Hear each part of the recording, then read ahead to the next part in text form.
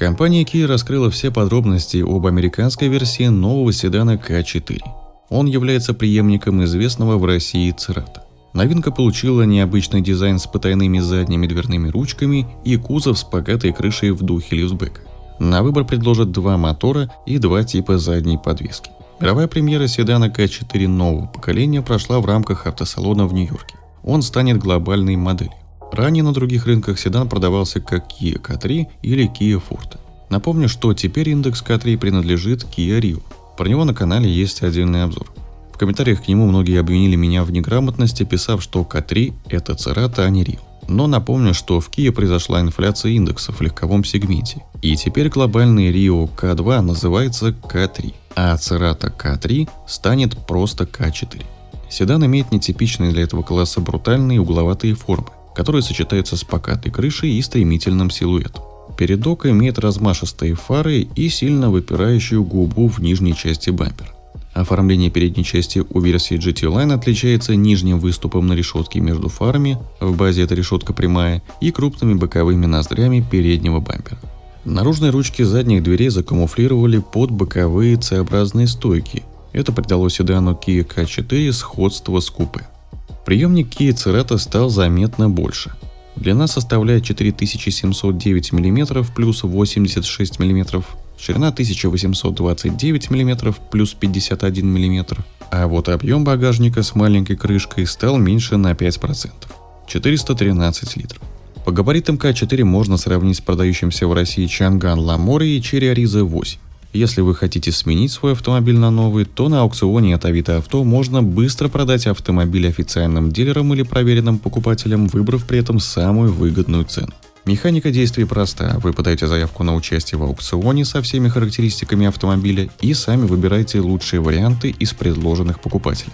Оценку авто можно увидеть через пару часов после публикации заявки.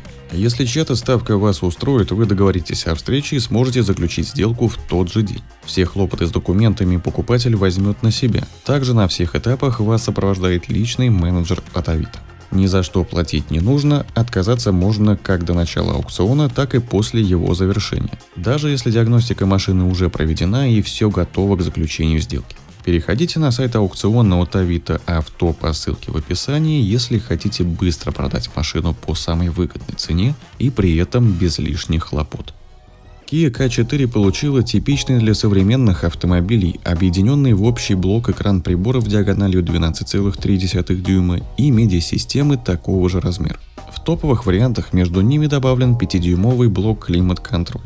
Но в салоне есть также множество физических кнопок и традиционный фиксируемый селектор трансмиссии. Для управления мультимедийной системой предусмотрены крупные физические клавиши. В базовой версии руль двухспицевый, у версии GT Line трехспицевый. Также в богатых исполнениях есть двухцветный салон, аудиосистема Harman Kardon, электрический люк, вентилируемые передние кресла и 29 ассистентов активной безопасности. Также стоит отметить, что уже в базе стоит 8 подушек безопасности и 11 электронных ассистентов водителя, в том числе адаптивный круиз-контроль. Для рынка Америки предложено два двигателя на выбор. Это 4-цилиндровый турбомотор объемом 1,6 литра TGDI.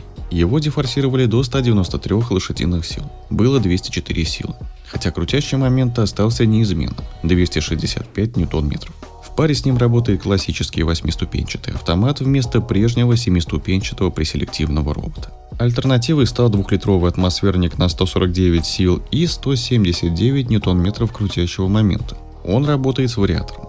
Подогретая версия GT Line помимо внешнего декора отличается наличием задней многорычажной подвески вместо стандартной балки.